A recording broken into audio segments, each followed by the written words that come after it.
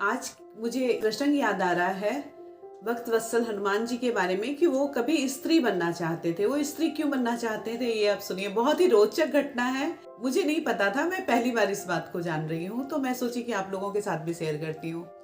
हुआ यूं कि राम जी के साथ हमेशा हनुमान जी रहते थे। उनका सुख ही था राम दर्शन। तो राम जी जब दिन भर सभा में रह रहे हैं बानरों के साथ प्रजा की सेवा में, और हनुमान जी हमेशा उनके साथ साथ रहते थे। लेकिन जब राम जी शाम के वक्त अंतःपुर में कनकपुरी में जाते थे अपनी पत्नी के पास, उस समय हनुमान जी को अनुमति नहीं थी वहां जाने की। वो सभा द्वार पे ही खड़े होके राम जी को जाते हुए देखते रहते थे।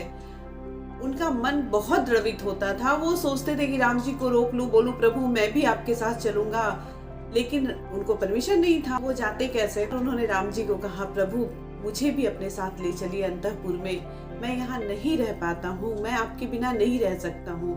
बोले देखो बजरंगबली, ये तो मैं कुछ नहीं कर सकता हूँ, तुम्हें सीता जी से बात करना पड़ेगा।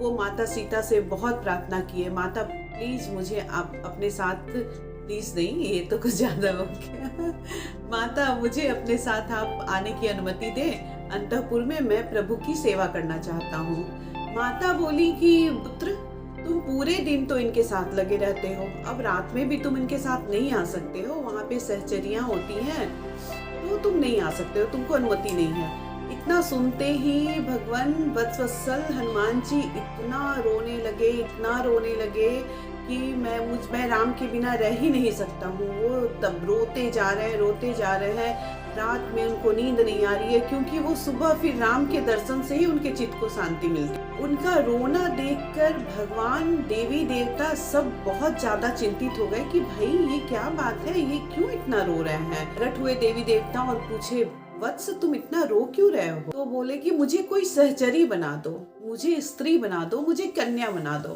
तो बोले क्यों, तुम क्यों सहचरी बनना चाहते हो, क्यों तुम कन्या बनना चाहते हो?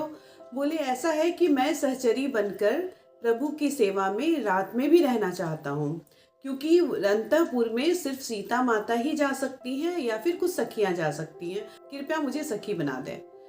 तो देवी देवता बोले भाई ये तो मैं नहीं कर सकता, ये तो मैं नहीं कर पाऊंगा, वरना हम लोगों को भी दंड मिलेगी इस बात की। और ये बोल के वो लोग अंतर ध्यान हो गए। हनुमान जी बहुत रोने लगे, मैं क्या करूं, कैसे मैं राम जी की सेवा में जाऊं, प्रभु राम श्री राम मुझे अपने सेवा में बुला लो। ऐसे वो रोए जा रहे। उनकी अश्रु की एक पतली सी धार जाके सरयू नदी में गिरना शुरू हो गई, और उसकी इतनी ज्यादा ताप थी कि सरयू माता उसको बर्दाश्त नहीं कर पाई। वो वहां प्रकट हुई और वो फिर हनुमान जी के पास आके बोल रही है, पुत्र तुम इतना क्यों रो रहे हो, क्या हुआ?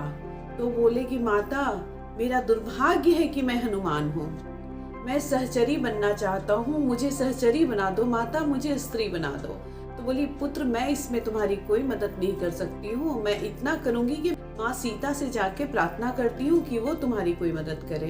तो सरयू माता वो क्या की, वो अश्रुबिंद को अपने हथेली पे लेके सीता माता के पास गई। बोली ये क्या है माँ? तो बोली बेटा ये अश्रुबिंद है हनुमान जी का। पुत्र हनुमान रोए जा रहे हैं राम जी के वियोग में। वो अश्रुबिंद ऐसा था जैसे उसमें इतनी ताप थी, आप सोना को गलाने के लिए जितनी ताप प्रयोग करोगे सोचो उतनी ताप थी उसमें।